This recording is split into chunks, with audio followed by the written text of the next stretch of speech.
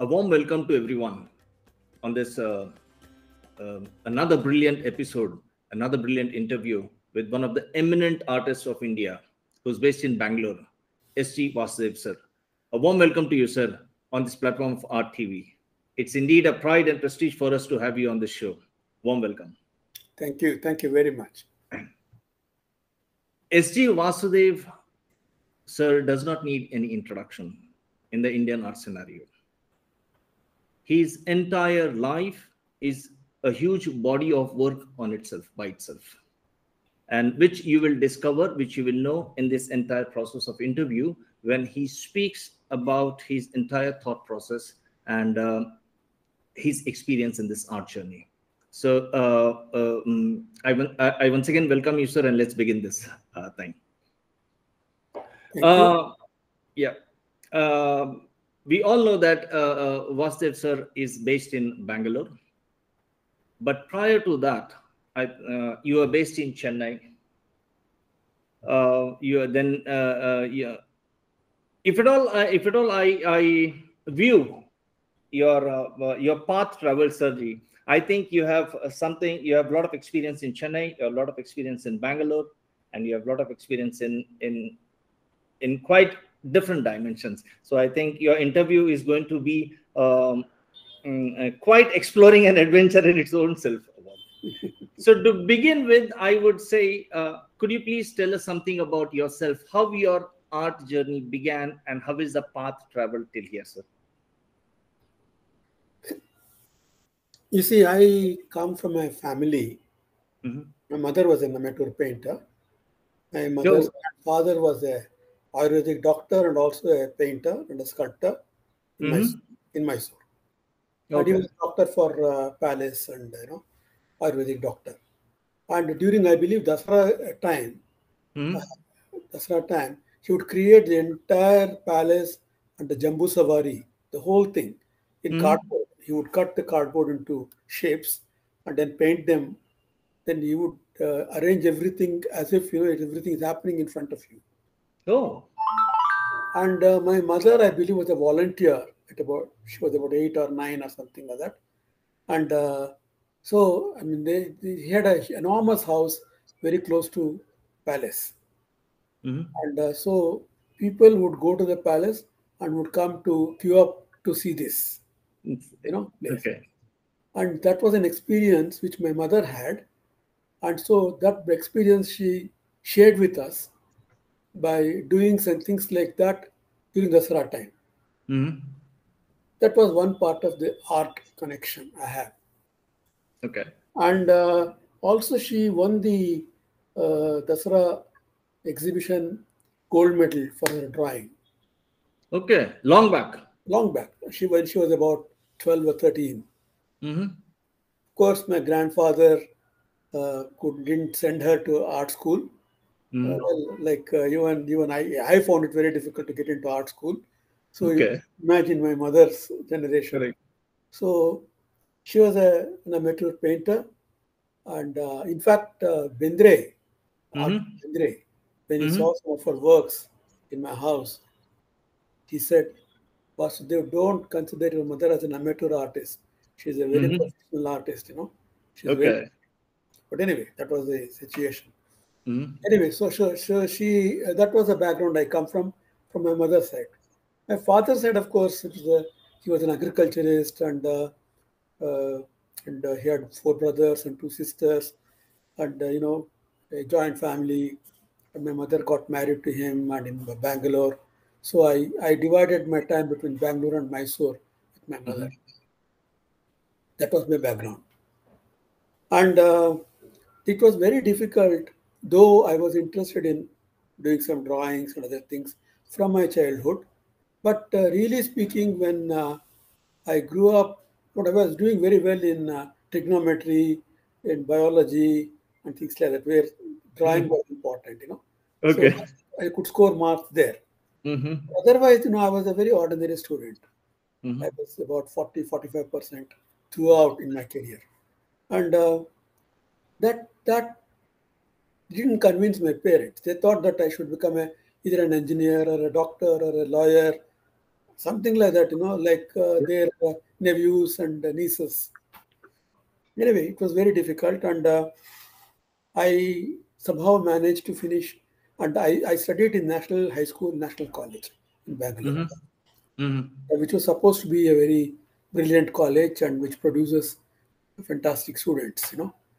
But I had a very different experience altogether in the college because had taken up to doing some caricatures, of various personalities.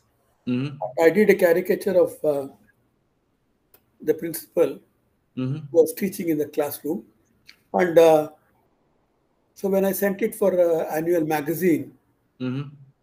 he called me to his chamber. Said, "El Madri, where did you do this drawing?" I said, "In the classroom, sir." "That means you're not like listening to my lecture." I said, "You're dictating notes, sir." So I would have taken the notes from from my friend. But I Mm-hmm. thought you're very good for this subject. Said, "I will not allow this to be published." It's okay, sir. So that was the background I came from. Mm-hmm. That was the background I had in the National College. Mm-hmm. And coincidentally, when I got the National Award in 1966 in the Mm-hmm. State Academy, National Academy of Art, I was sent. A professor from the National College came to meet me in Chennai with a letter from the principal, another principal, saying Mm-hmm. that you are a product of our college and we are very happy and everything, and you must become a member of the World Bus Association of the college. Mm-hmm. I said, "Certainly not. I will not. College didn't produce me. I had to produce myself." So I took it up, with the college principal on that. Mm-hmm. And whenever I met him in Bangalore, when I came back to Bangalore in 89, 90, I used to meet him at Lal Bagh in Mm-hmm. ground. And he was a very fine person, Mm-hmm. Narsimaya, H. Narsimaya. Mm-hmm. And he would always tell me, Vasudev, ನಿಮ್ಮಂಥವರು ಇರಬೇಕ್ರಿ ಕಾಲೇಜ್ದಲ್ಲಿ you should, you people are very important for us. And in any case, I said, "Sir, you have done enough in science and other places. Why don't you introduce art in your college? I will help you." So Mm-hmm. it didn't happen, and it never, I don't know whether it's going to happen at all in the college. Anyway, that is a different matter. But I found it very difficult to convince my parents that I wanted to join an art school or Mm-hmm. become an artist, whatever it is. So after somehow or the other, I completed my intermediate course. That was Mm-hmm. intermediate before PUC. That was the Mm-hmm. last year, and then I finished that. And my father said, "You join agriculture college. That you Mm-hmm. can become. You can help me out." So Okay. I was taken. I was only about 15 or something like that, 15 or 16. Mm-hmm. Mm-hmm. And then we went to agriculture college where he studied agriculture. Mm-hmm. So the principal saw me and my marks. He said, "Sir, it's impossible. He will not be able to get into this college." My Mm-hmm. father said, "Look, he will not come in the way of anybody's, thing. And Mm-hmm. he will do only help me to." I said, "No, sir. No, it's impossible. Impossible." So my father was disappointed, and I thought perhaps they would allow me to get into something which I was interested in. No, but somebody suggested to my parents that let him do BSc in the Uh, National College itself. okay. So I was put into BSc, physics, Mm. chemistry, mathematics. Cool. Three subjects which I never was comfortable with. Mm. I can understand if I was put in arts like Yeah. literature and things like Yeah. which I was interested in. Anyway, and I had tuition for all these three subjects. Mm-hmm. Every evening at 5:36, teacher would come home. That was Mm-hmm. the time I used to go and play cricket. One had to go through that. But I took to cartooning, Mm. caricature and cartooning, and I started giving these cartoons to newspapers and magazines. And it was only I met one G. Venkatachalam, who was one of the senior art critic of the country, first generation. Mm-hmm. He used to come to Bangalore now and then. And so I somehow met him, and he saw some of my drawings. He said, "Vasudev, you should join an art school." I said, sir, how do I convince my parents? Mm. He said, no, no, I will talk to them. Somehow he talked to my parents and also my cousin who was in TIFR in Bombay, who had Mm. seen some art there. He also told my parents, I think Vasudev should join an art school. So my parents, okay, they got convinced. And my father said, okay, Chennai is very close by. And this Venkatachalam told him that there is a very good teacher in KCS Panikkar, and the Mm. School of Arts is very good. It's one of the best institutions in the country, and it's very, very close to Bangalore. And so that's how I joined Madras Art School in 1960. That Okay. that was heaven, and I was about 18, turning to 19. That was, Okay. and for me, I don't know. I mean, I don't know what was happening to me. It was a freedom throughout the school, True. premises, and the way artists, students were, and spending most of the time in the canteen and not in the classrooms, and True. nobody questions me about that and things like that. Yeah, that was the background I came from. Excellent, Sanji. Excellent. Uh, there is definitely a lot of qualitative aspect in that background, and that is why I am usually interested in this. What do you say? The the casual or the very subjective backgrounds of each artist, because I think such backgrounds of such quality is something that has made you what you are today. This way, it can be impact of any type, like sometimes you're restricted and then you get the freedom then. But how was the things later on, sir? Because now you have mentioned names like Panikkar, you have mentioned names like Bendre and all, which I will come to you later. But Panikkar, yes, definitely. Now you have entered the Madras Art School. You are with someone like Panikkar, and honestly, I'll tell you, Panikkar has. I'm a huge fan. I'm a huge bhakt of Panikkar. I can see that in your work. I have no idea. I mean, Panikkar inspired and influenced me so much. I would say inspired me so much. The artists like Hussain, Panikkar, Ganesh Pine, these are someone who inspired me so much for things. But how was your experience with Panikkar, sir, in that intellectual process, in that artistic thought process? How did Panikkar help you mold what you are today? You see, the day I met him, I really was inspired by his personality, and he would be the one person who would not behave like a teacher and a student. Hmm. Whatsoever. He never he mixed with us so much, and so we were part of the whole. The thing is that, for example, he would tell me, because I came from some sort of a background where I could speak English. Okay. And so a lot of visitors would come to School of Arts, and he would call me and said, "Hey Vasu, take them round. They want to visit the school." So I would be doing that most of the time. And I told him one day, "Sir, if you ask me like that, I will do it. But then I don't have time to work, in the classroom." "Okay. Do you think you would like to in the late in the evenings?" I said, "Yes, sir. Early mornings and evenings, if possible." So he had instructed a peon in one of the classrooms. He said, "Allow him to work whenever he wants." Cool. So I would be working. I would go out for my tea and my dinner, come back to the classroom, work till 12:30 or something like Late that. night, like. And then he would, he was staying in the same campus, his family. And if he saw the light there at about 10 after his dinner, he would walk in. Okay. And he would come and say, "Come on, let me see what you are doing." And then sit and chat and discuss. And then he would say, "Look, I'm doing a new painting, and come to my studio in the morning." So Mhm. at 6:30, I would go to his studio and go and see his work. This was the sort of a connection we built up. And Mhm. it's a sort of Guru Shishya Parampara, what we call it. But Mhm. it was in the college, but he was my guru. And also a sort of a father figure for me. Mm-hmm. Everything put together: philosopher, father figure, guru, a fantastic artist, and human being. Mm-hmm.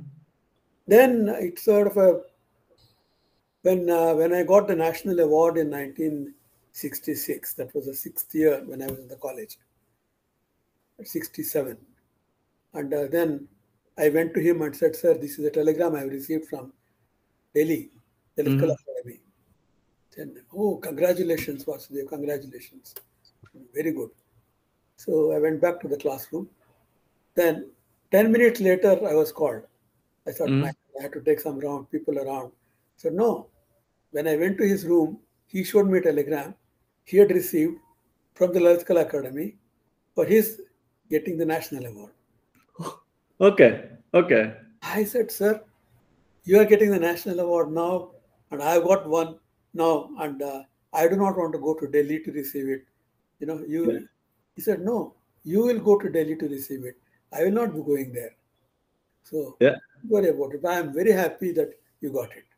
So like that, I mean, his he had no problem. He had no problem in that sort of a sense that I'm a teacher and he's a student and things like that. Nothing of that sort. And we had what's called every month what we call snack bar. Okay. We used to call it snack bar. I mean, outside the principal's quarters, there was a nice space, and Mm-hmm. so we had to bring our latest works to exhibit there. Okay. And that evening, we used to each one would bring something to eat and something to drink, and Mm-hmm. for about 2 to 2.5 hours, and people would come and interact with us.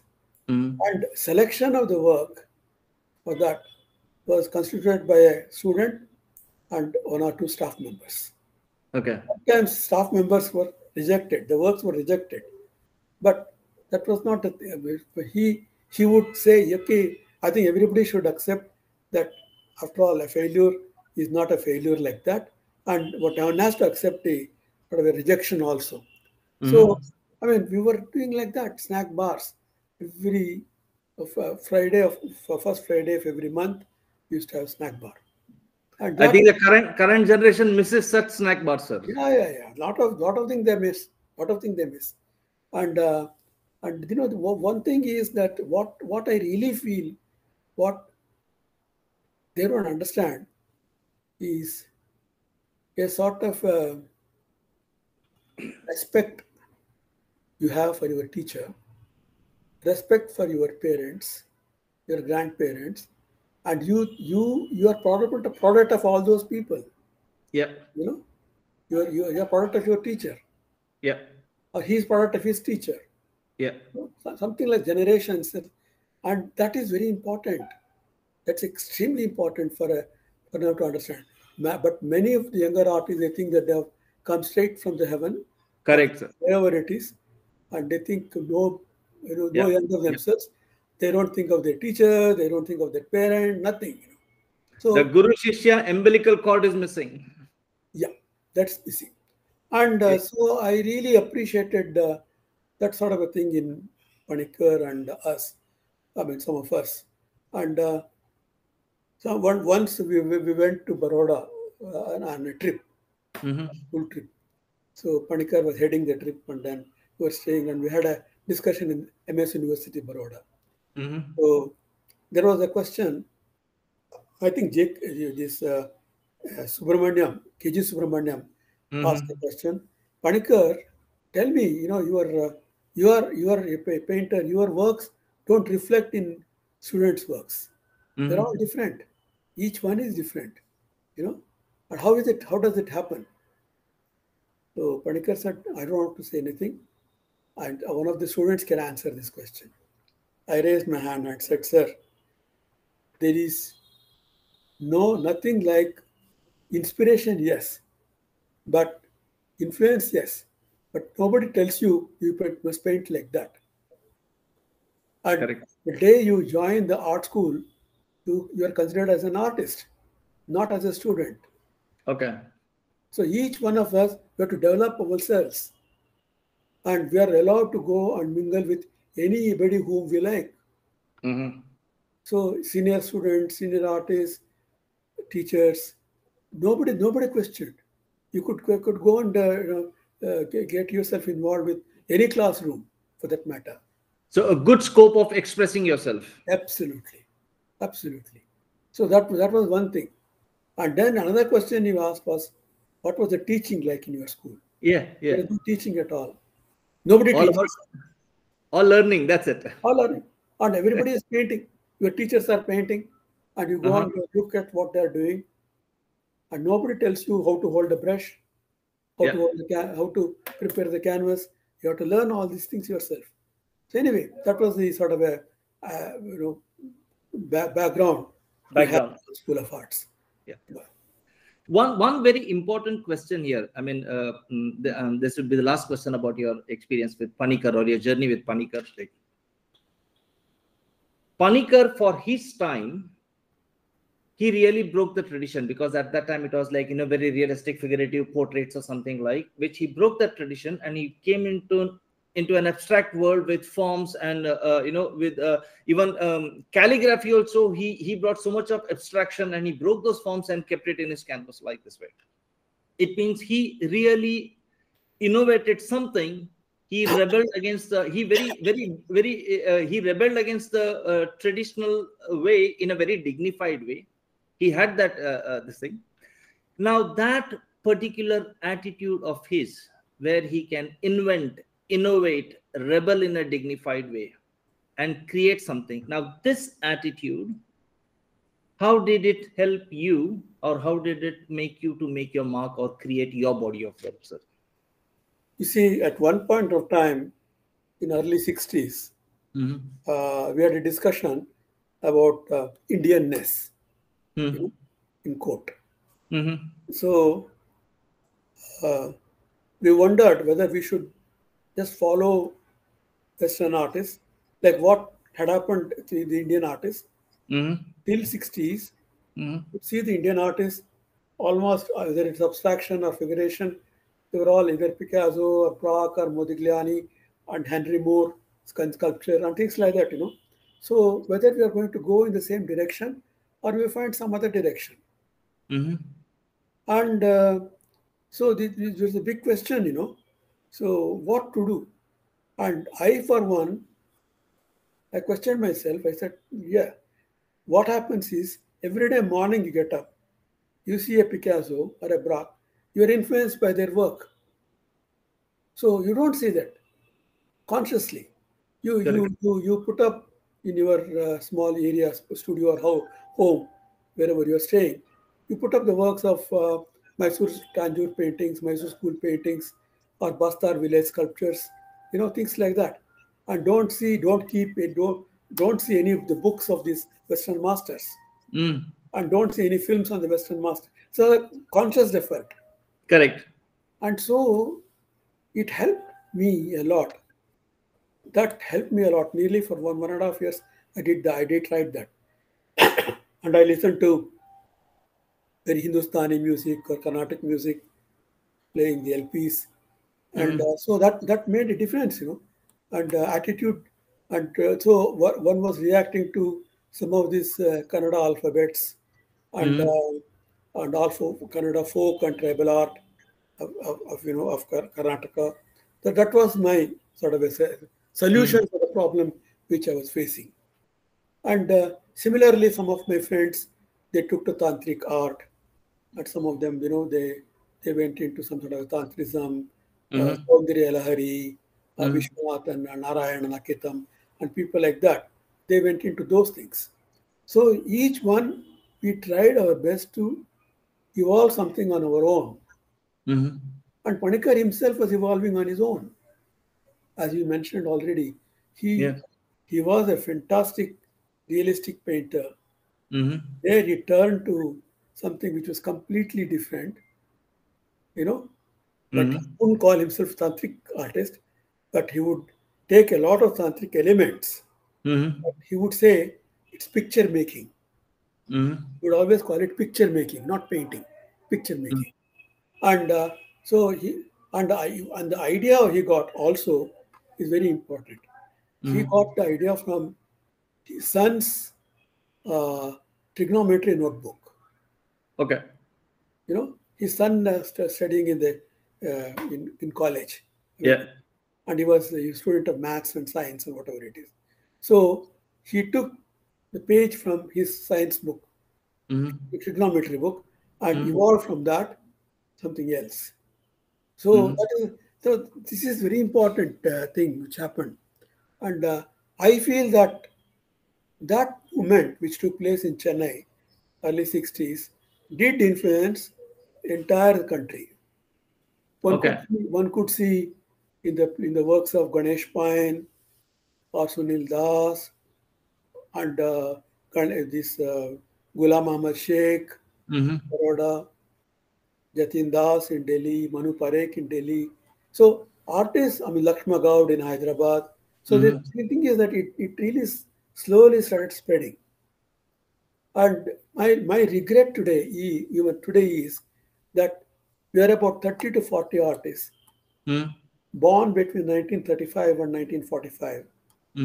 We created this sort of a situation, what we call quote underquote Indianness in our work, which is not recognized or written about by any of the academies or any organizations. Individually, we have brought out our catalogs and books, but nobody has talked about this. You know, I discussed this matter with the chairperson of the academies, National Academy. I said, look, what you can do is divide country into 5 zones and then have art critics from these different zones to identify artists of their generation and then have one editor, one national editor to edit the whole thing. I gave a complete blue picture of the whole thing, but it has not happened. Unfortunately, it has not happened. But that's very important because after J. Swaminathan, Kishan Khanna, Tajab Mehta, the story is ours. Our story is not recognized. Well, individually, yes, but collectively, no. And then they come to the present generation. The generation of 2021. So there's a missing link, sir. So there's a missing link. Missing link. I feel that way about it. Yeah. Now that's a good point that you have raised. I think you have created, you have installed an interest in me. I think after this interview, I will definitely talk to you about this, and maybe we can do some research on this. And maybe I would be interested to take a lead in this. Let's see how it goes. I'll talk to you after this interview. Now I understand, sir, how things have helped you to be what you are, the way how you have expressed now. Now coming to your art, sir, coming to your paintings. Now from whatever I have interacted with you, I understand that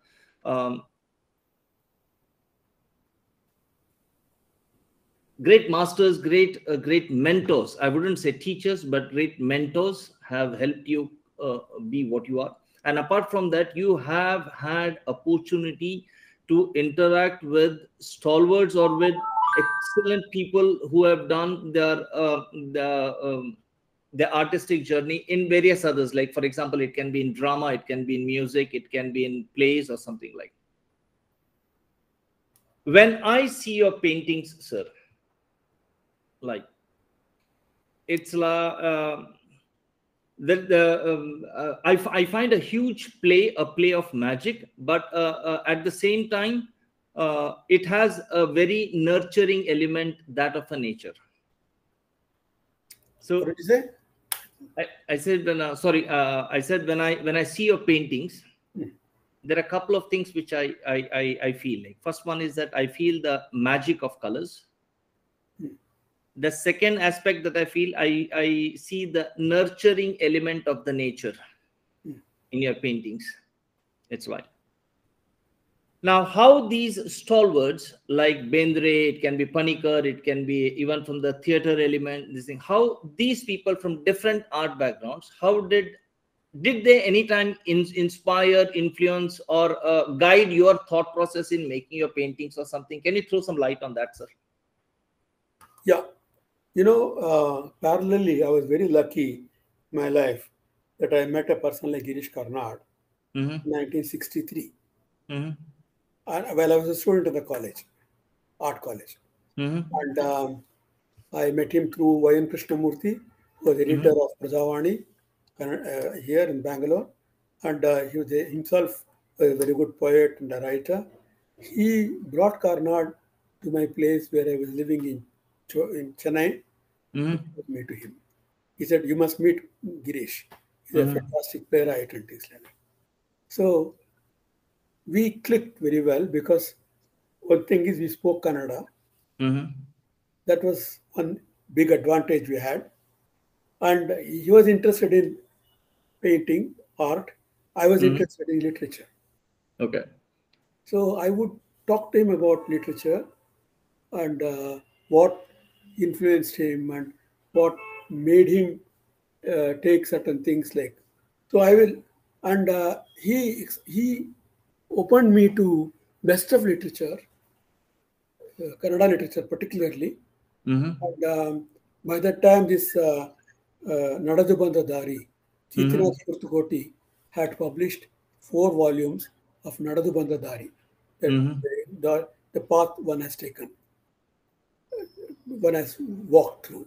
Correct. There, he demolished all the known writers like Anna Krishna Rao, Tara Subbarao, and all these Yeah. people. Yeah, yeah. And he brought in completely a different thing. He's altogether like Anantamurthy and Lankesh and Karnad and Yashwanta Chittal and all these Chandrasekhar Kambar. And he said, these are the people who are important, not those people. Mm-hmm. It's very important because I was educated by, by reading Ripatunga by Tara Subbarao, Mm-hmm. Krishna Rao. This Mm-hmm. was the college, our textbooks. Mm-hmm. So that was something which was completely different thing altogether for me. And Mm-hmm. so then, he also talked about philosophers, existentialism, Sartre, Kafka, Camus, and then he would come to college, School of Arts, and I would take him round, and and Panikar was interested in meeting him also, and I would ask him to come and give a lecture or whatever it he wanted to. So things like that developed, Mm-hmm. and I found that the same problem writers were facing, like Girish Karnad, he himself Mm-hmm. did that, said that you see what I see in you people now, you are trying to do something Indian. Mm-hmm. And that's what we have to do something also in our writing. Okay. Our language could be Kannada, but Mm-hmm. essence, what gets into that is important. Mm-hmm. And he himself spoke about it in a public meeting when he was inaugurating my exhibition at National Gallery of Modern Art a few Mm-hmm. years ago in Bangalore. And he said, what should we do? Karant or Kabar, and he says, we were wondering, whether we should take to traditional theater, how to bring it to the modern sense. And so I can understand the way he connected himself from to the past, the present, Mm-hmm. like Tughlaq or Ayati, that time, Correct. Mm-hmm. or Thomas Mann's Transported Heads. That's Mm-hmm. what's called Hayavadan. Yeah. So I mean, it's a lot of place. So for me, it was an eye opener in literature, where Mm-hmm. what they were doing, and it was also the same thing which was happening in one's own art. And there Okay. was Panikar, there were my classmates who were doing something different, and there was in literature, some of these people were trying to do something different. That made me think a lot and Mm-hmm. create my own, art, whatever it is. And then I also met A.K. Ramanujan in Mm-hmm. 1964. Mm-hmm. Girish introduced me to Ramanujan. In fact, I met lot of writers through Girish Karnad. Mm-hmm. Not only Ramanujan, even B.V. Karant I wrote. I met him, and also I met Chandrasekhar Kambar and Anantamurthy and all these people. And so uh, Ramanujan was another person who I really admired because I felt that here is a man who lives in America. Mm-hmm. He thinks of he's such a local person. He thinks of Mysore. In fact, he has written a book, one short story about Mm-hmm. Mysore, uh, Mattopana Atma Charitra. It's called somebody Okay. else's history. Um, Yeah. and then finally, he himself finds that he himself was a person there. And then Okay. he talks about Mysore, and he says, okay, that lady looks like, and then she's my grandmother. She looks like my grandmother. Really speaking, she was his grandmother. Things Yeah. like so much of Indian roots Ramanujan had, Yeah. and some of the poems which he wrote, uh, like Neerinali Baggada. I've written Mm-hmm. a translation. It's Okay. called Dregs in Okay. English. And I did series of drawings on his poems, which I was interested in doing some drawings, and it was a sort of a it was a late 1992, 91 or something when he had come to Bangalore. He visited me and said, "Yo, you are doing so many drawings to do a cover design for my book, and I would like you to do drawings if possible on some of my poems, and I will collaborate with you. Come and read those poems in your exhibitions." Unfortunately, he died in 92, but I continued the project in 95. I had my show of my drawings. I invited Anantamurthy, Ramchandra Sharma, Karnad, Pratibhananda Kumar to read the poems which Ramanujan had written.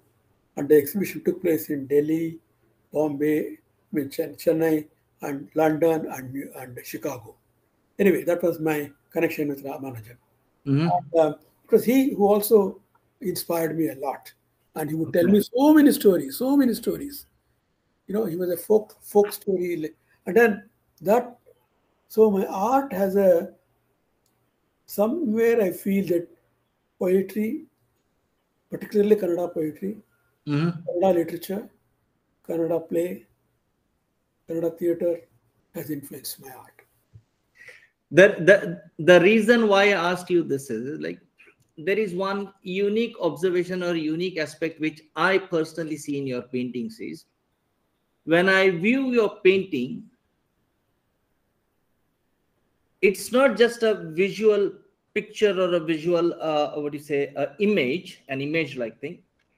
It contains the attitude, or it contains the power of a play, of a narration of a play which is there probably in a literature or something. So you have created that visual play, that visual space what you on your canvas. So it is that extra essence or the extra value that I see in your paintings, um, the value of a play and not just a visual image in your painting. And that is the reason why I was so curious. And the second reason why I am curious with this question again to go, because it's my personal question as well, Vanessa. Because when people write about paintings, about art, now I found that if someone has a background of literature and he is expressing the visual one, so when I read that article, immediately you can recognize the entire description is more sort of literature way and not visual way. Yeah. One simple example I can give is, suppose if I say like Aishwarya Rai is beautiful. Now as an artist, I can draw Aishwarya Rai, I cannot draw beautiful. Beautiful is an adjective which is come from literature now, Yeah. right?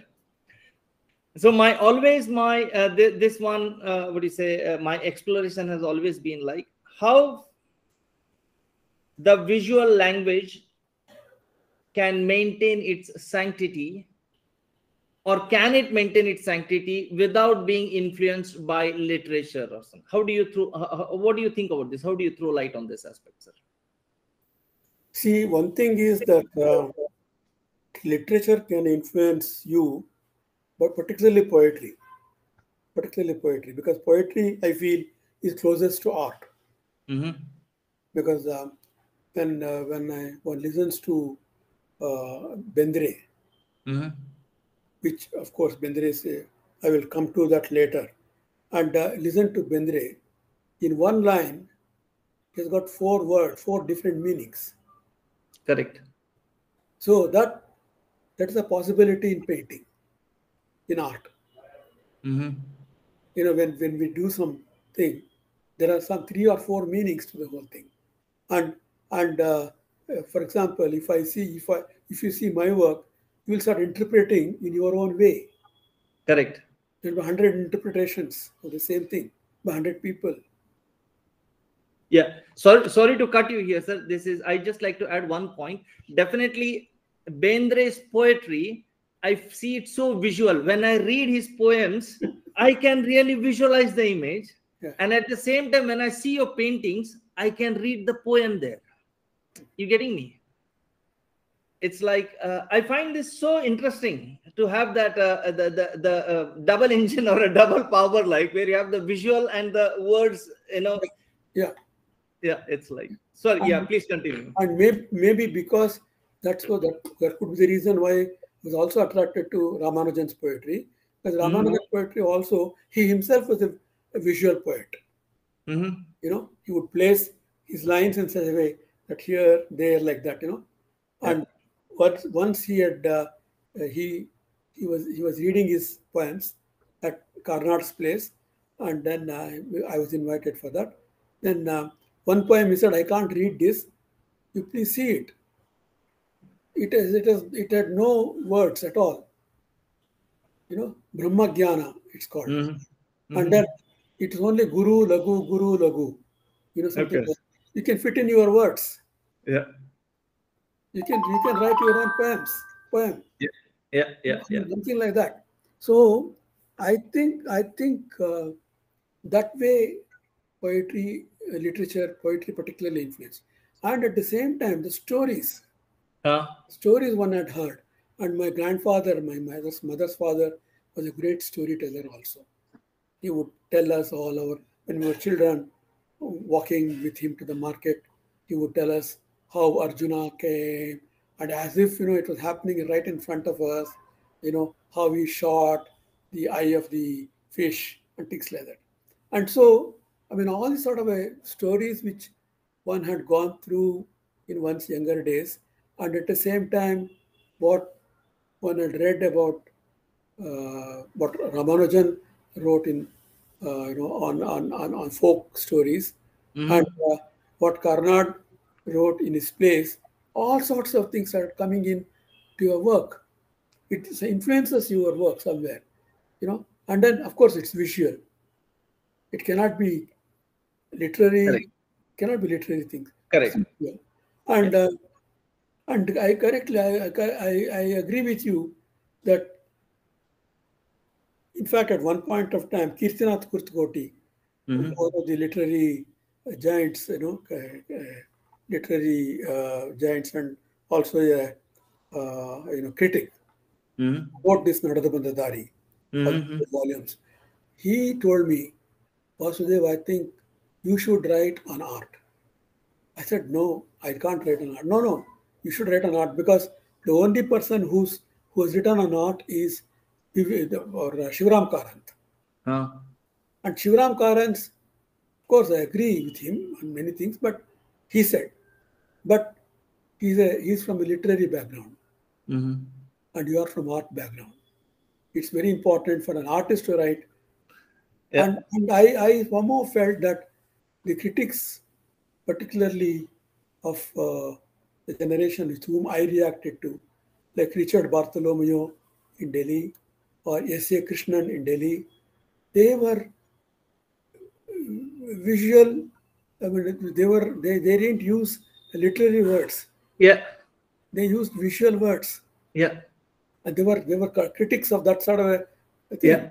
Yeah. They didn't use a dictionary. Yeah. A lot of adjectives. There were no lot of adjectives, Yeah, but still, Yeah. very, very interesting. And So that made a lot of sense, and I respect their writings also. Yeah, yeah. And, uh, yeah, that's how I think in fact at one point of time I even asked Ramanujan, why do I use Kannada alphabets in my work? Mm-hmm. I I somehow feel they're very beautiful, and they just come into my work, my drawings or paintings. Mm-hmm. Like that, Yeah, yeah, yeah. very very beautiful forms. And he said, you see, every step you take one step forward, you also take two steps backward. Yeah, You're carrying this tradition with you. That's very important. Very important. Carry on, he said. So, I mean, it's very important for me. Even now, I feel that if I have to, uh, cover a space, and I wonder what can be there. Letters yeah, come, letters come in yeah, yeah, yeah, easily, and I evolve that sort of a thing in such a way that it takes its own beautiful shape. yeah, Yeah. yeah. Excellent, Nal. So the my next question would be on your paintings now, on your body of work, which very specifically like.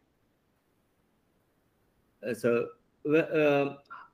how is the approach, sir? I mean, do you read? Do you think? Do you visualize a concept? You think of a play or a visual play like first, and then begin your work, or do you begin your work and then let the visual play happen? How is the process?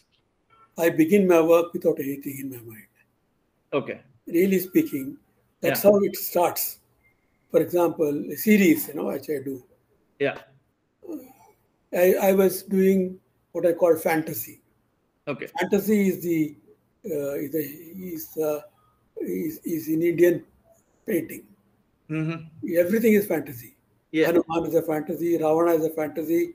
Everything is a fantasy in Yeah. Yeah. Yeah. Yeah. Indian art and literature.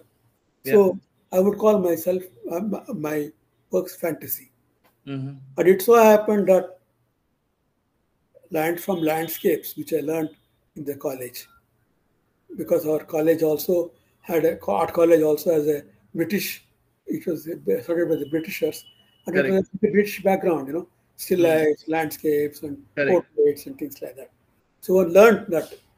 So the landscape quality, that some sort of trees and things like that, was visual in my fantasy series. And it was in 1975. I had an Mm-hmm. exhibition in Delhi, of my one-man exhibition at a very important gallery. And one of my friends, he came and said, "Hey Vasudev, are you inspired by Tree of Life?" I said, "What is Tree of Life? I didn't know anything about Tree of Life." He said, "No, no, I see that Tree of Life in your work because my tree, which was there in the fantasy series, had Mm-hmm. moved to the center stage. Okay. So that he thought was the Tree of Life." Then I went and myself bought a book on Tree of Life, and then started seeing the visuals and also reading about it. Fantastic it was, because so many elements which I was doing in my painting had relation with Tree of Life. Mm-hmm. And then how Tree of Life was important for various religions, and how craftsmen and artists use them to create their own things. And that sort of was an eye opener for me. Then I thought, why not I study Indian philosophy behind it, and Mm-hmm. Kalpaviksha, Kamadhenu, and all sorts of things. And so I studied those things, and then at the same time, technically, it was very helpful for me on the canvas, on the spaces, vertical, horizontal, round, small, big, anything I could create, and abstraction from some surrealism to abstraction, I could create. And I was calling it Vriksha instead of Tree of Life. Vriksha. Mm-hmm. Vriksha Mm-hmm. is another beautiful name in Sanskrit, no, for the. Correct. So I called it like that, and so that went on for almost 10 years, and I could bring in many elements into the whole thing. Mm-hmm. And many people think that maybe because I lived in Cholamandal, and the background of Cholamandal and the trees and things like that has influenced me. I said, no, it's not that. It is something from the book, you know. Maybe surroundings, yes, certainly it does help, but it is not that. It is not nature, but it is from the other book, there are other paintings. So I got influenced by those paintings, and so that is very important for me. And of course, from that, after all, tree cannot live for long. It also has a death. So I call it tree of life and death. Okay. And it reincarnates again. It comes up again, regenerate, whatever you call it. Yes. And then Yeah. it comes up again. And so I call it tree of life and death. And uh, what we have in our Indian philosophy, punarapi maranam, punarapi jananam, what we Yeah. call it. I don't know. I don't know. I don't know whether I can believe it or not. But right, I feel that maybe that's something which was happening in my work. You know. I think now I understand one more aspect of your paintings. It is like, okay, now there are two aspects, I think so. I just would like to know this connection and bridge. One side, you say like your art journey or your paintings began with the beautiful fantasies, which is there as an individual or as a cultural aspect, both in our country. So that imagination or a beautiful fantasy is always there. But on the other side, you're talking about tree, that's vruksh. Now tree or a vruksh is no fantasy, it is truth. It is a fact that you see in front of you. How do you bridge this fantasy and this truth? Because fantasy is an imagination, whereas truth is something which you see right in front of you. So how do you connect this thing? Because I think if I can understand this bridge or connection, maybe I will be able to understand your fonts and colors more in one step ahead now. So please highlight on this bridge now between that fantasy and this truth now.